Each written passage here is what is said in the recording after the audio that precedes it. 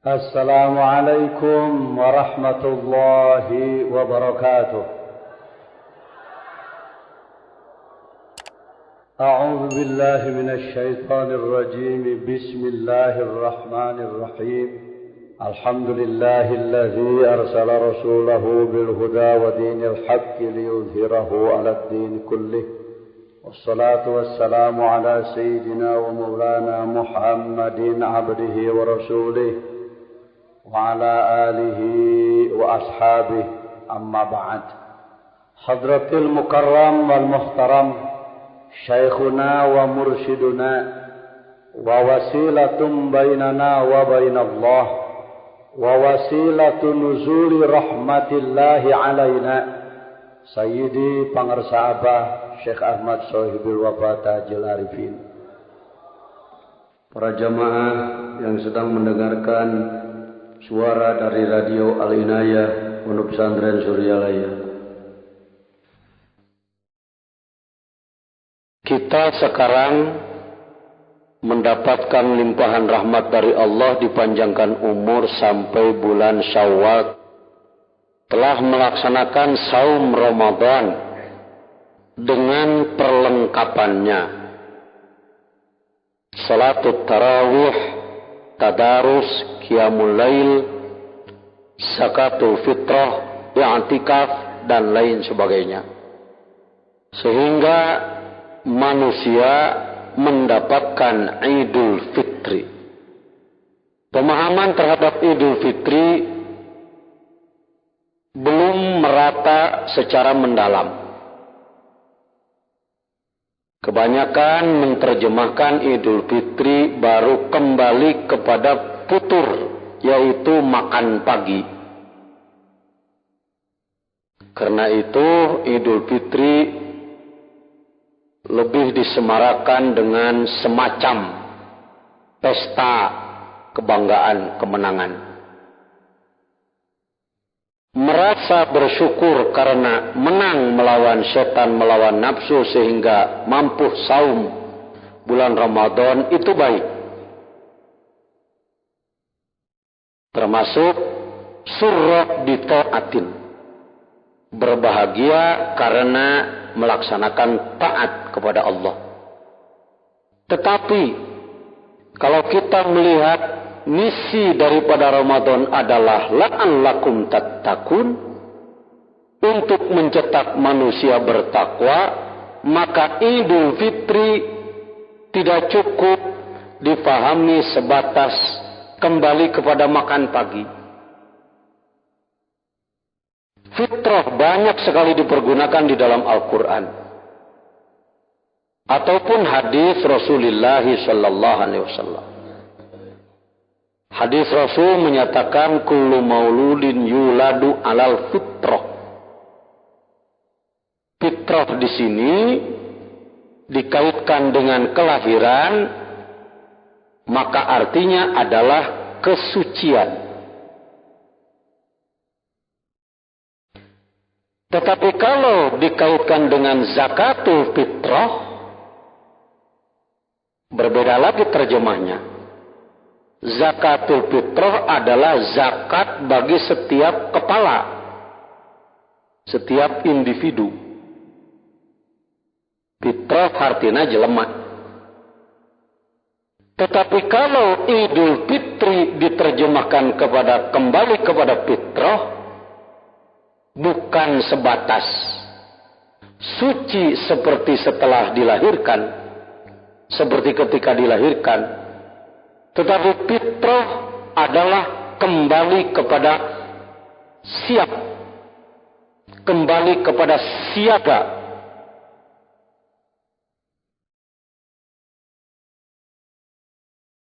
Mari kita melihat bagaimana latihan di dalam bulan Ramadan. Umat Islam dididik oleh Allah untuk mengasah 3 potensi diri manusia, intelektual quotientnya,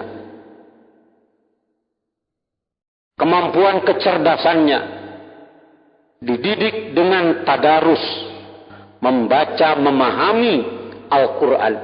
30 juz. Kalau dia tidak mampu memahaminya sendiri, maka ia mendengarkan orang lain. Didakwakan, dikuliahkan. Sehingga wawasan pengetahuannya menjadi luas. Itu satu di antara kesiapan hamba Allah untuk menjadi orang takwa, berilmu. Sebodoh apapun seorang manusia, dia punya ilmu. Kalau saudara-saudara di depan Allah mengaku, "Ya Allah, saya adalah orang yang paling bodoh," itu pengakuan tawadu di hadapan Allah karena kita membandingkan diri kita dengan ilmu Allah. Seluas apapun ilmu kita, kalau dibandingkan dengan ilmu Allah, pasti terlalu kecil. Ibaratnya kalau ilmu kita seperti setetes air di dalam piring, maka ilmu Allah adalah lautan luas.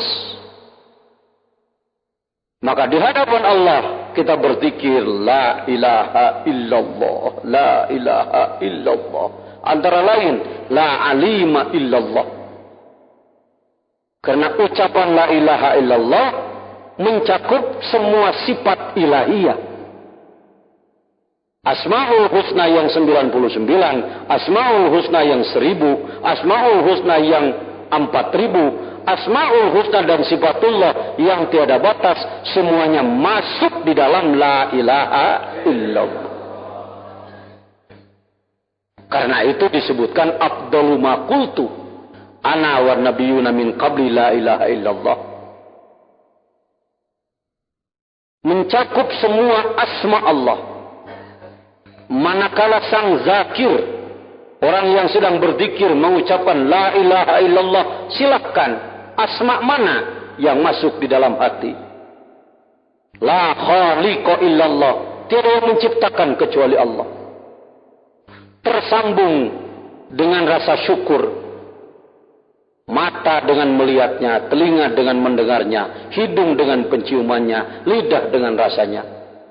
Seluruh organ tubuh dengan kemampuannya, seluruh tulang belulang yang ada pada diri dengan kemampuannya, seluruh otot-otot pada diri dengan kemampuannya, seluruh tumbuh-tumbuhan dengan segala zat-zatnya, dengan segala gizinya, seluruh binatang dengan segala daya dan kemampuannya. La khaliqa illallah.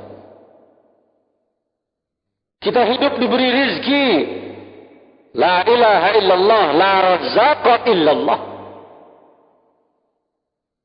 Jangan ada di antara kita yang merasa bahwa rizki yang kita makan adalah dianggap bahwa itu adalah hasil diri kita sendiri. Kalau di mulut Anda mengatakan, yang cari beras ini saya, silakan. Yang mencari lauk pauk ini saya, silakan. Tetapi kalau Anda mengatakan bahwa yang menciptakan ikan ini adalah saya, murtadlah kita. Tidak begitu. 2.000 rupiah 1 liter beras, maaf, itu bukan harga beras. Harga jasa manusia yang mengurusi proses padi menjadi beras. Kalau penciptaan beras, berapa miliar 1 butir beras harganya? Ini yang sering hilang dari hati manusia.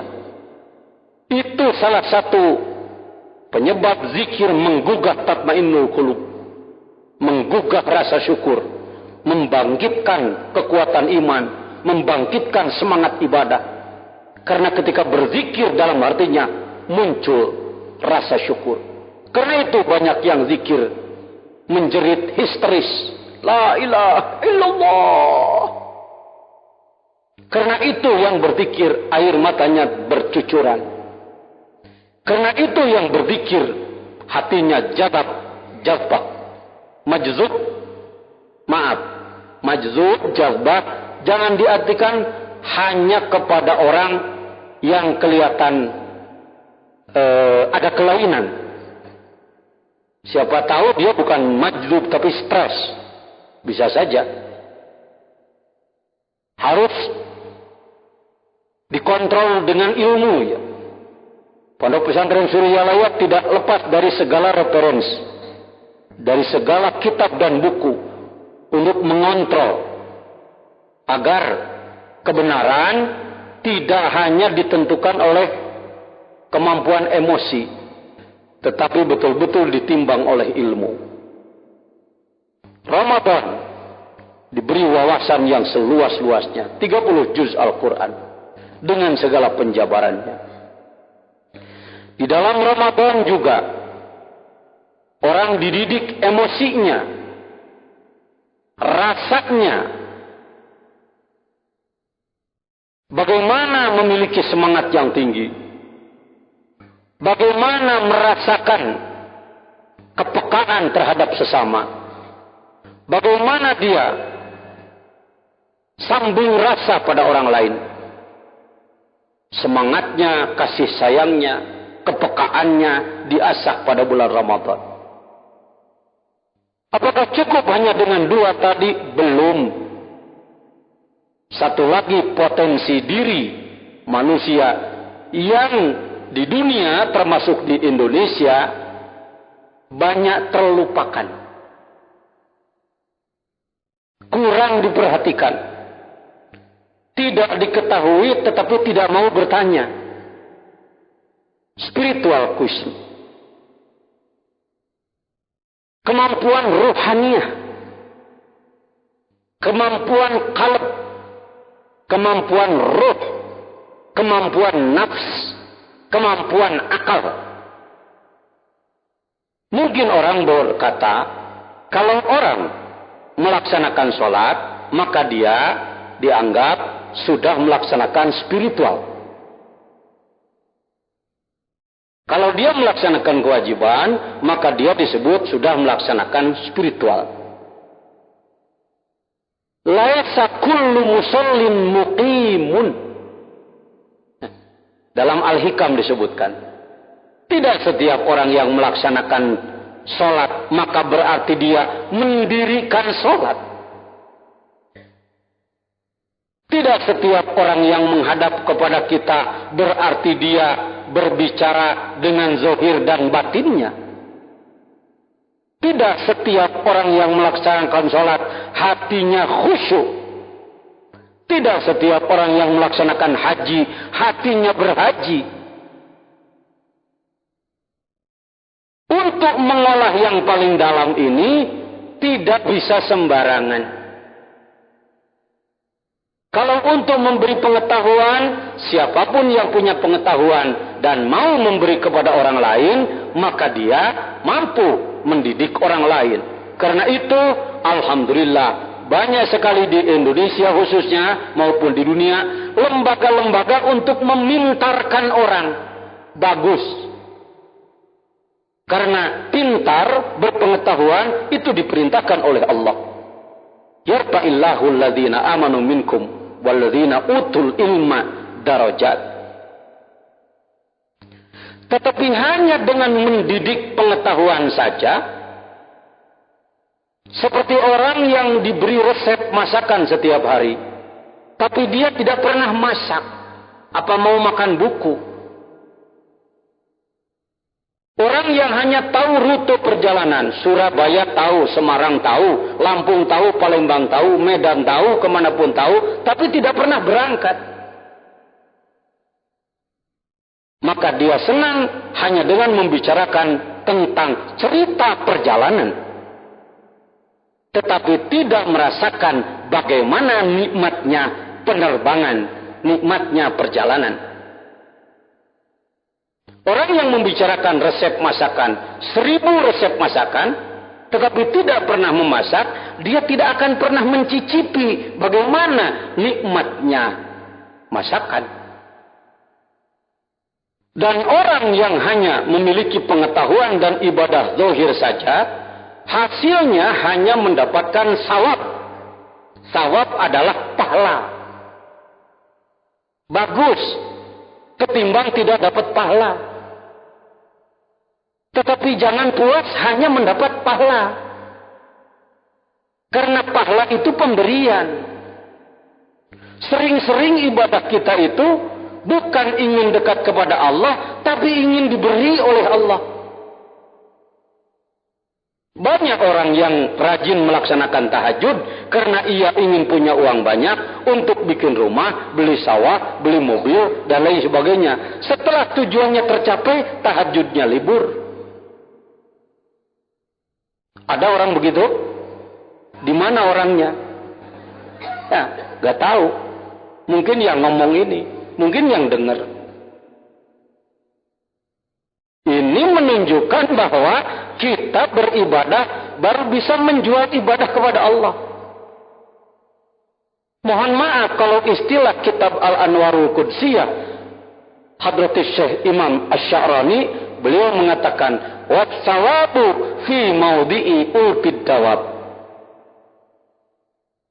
Kalau orang cuma ingin pahala, kelasnya baru kelas kambing.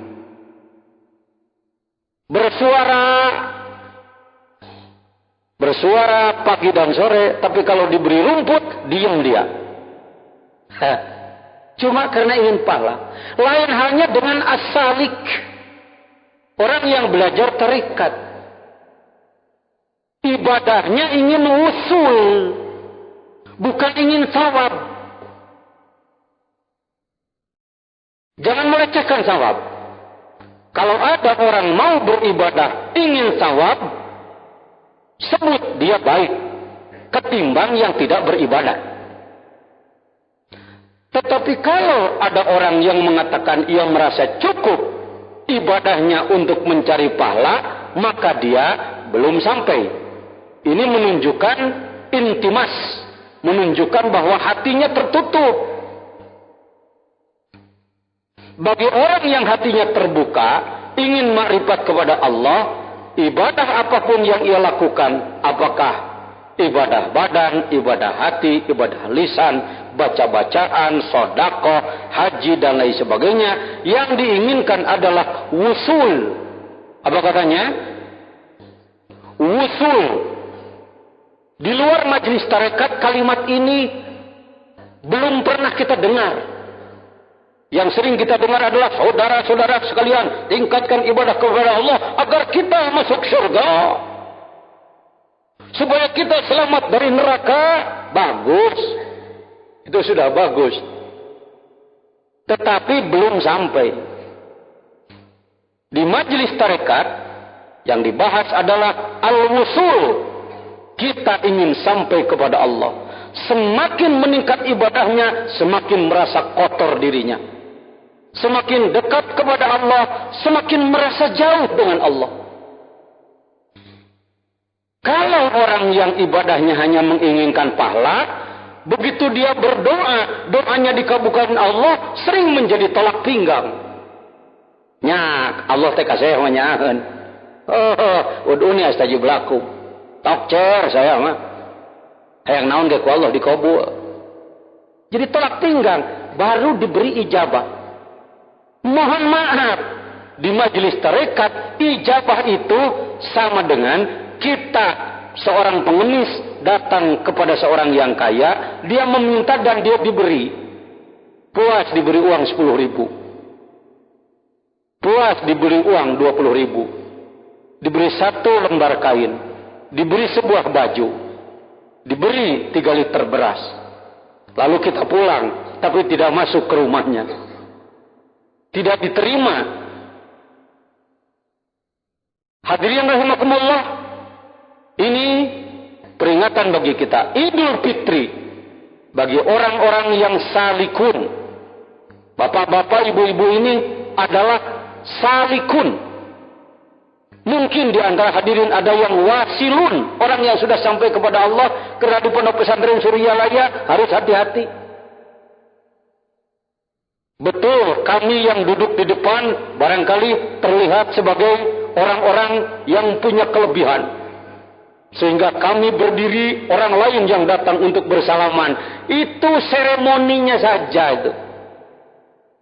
Hakikat sebenarnya, siapa di antara kita yang ajsaduhum fil ard wa arwahuhum tahtal arsy, badannya di bumi tapi ruhnya di arah sana, di dekat Allah, kita tidak tahu.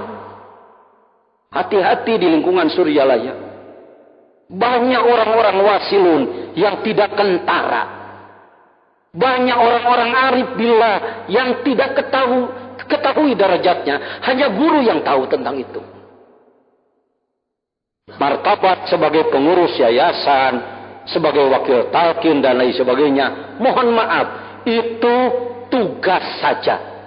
Itu adalah tugas khidmat saja.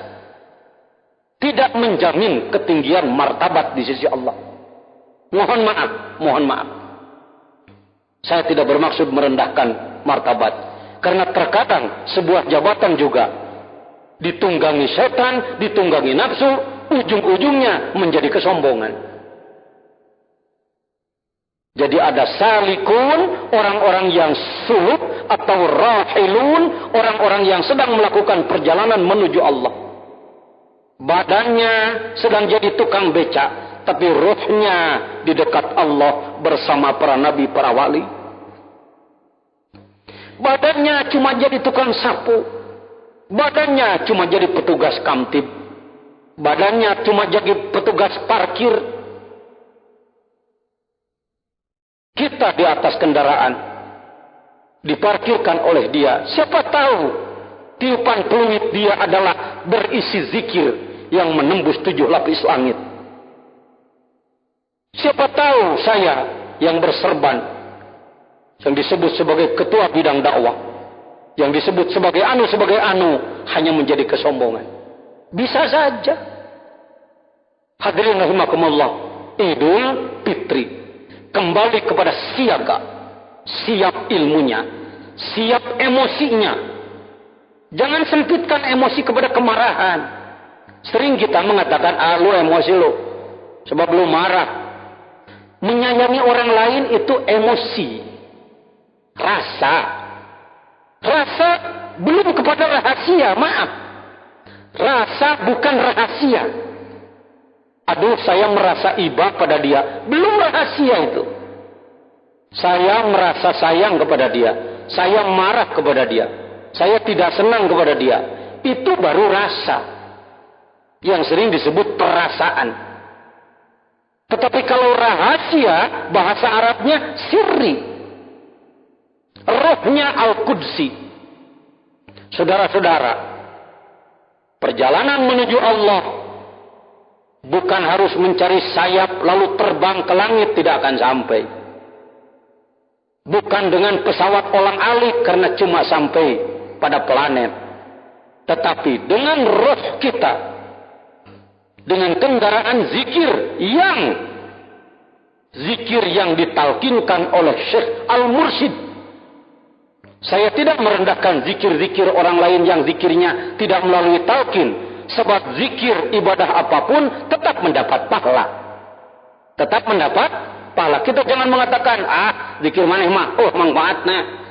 Sebab itu melalui talqin. Bukan begitu. Bahasa tidak ilmiah. Ada. Mendapat pahala.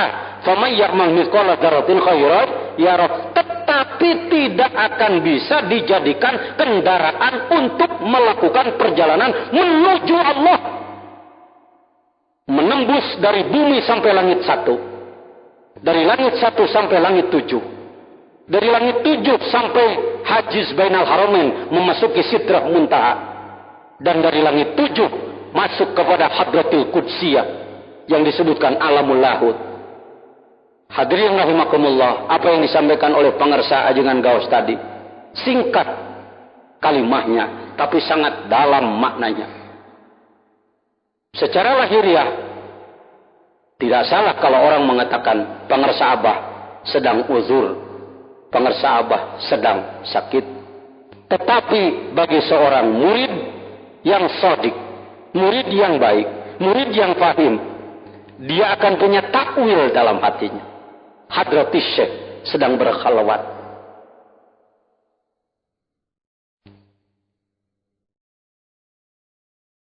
Sakit kepalanya Rasulullah dulu berlipat ganda daripada sakit kepala para sahabat. Karena selalu mengandung unsur penebusan. Selalu jadi fida. Bahasa Arabnya fida. Penebusan.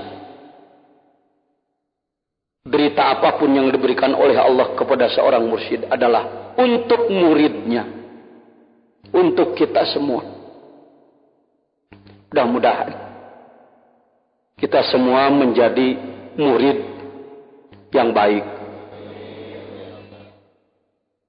Kita semua menjadi, kalau seperti air, ember yang siap. Jangan jadi ember yang nakal. Untuk diisi air harus dipegang, harus di itu, harus di ini. Selalu loncat-loncat. Jadilah ember yang siap. Begitu datang limpahan rahmat dari Allah melalui Syekh Mursyid, kitanya sudah siap, tinggal nerima.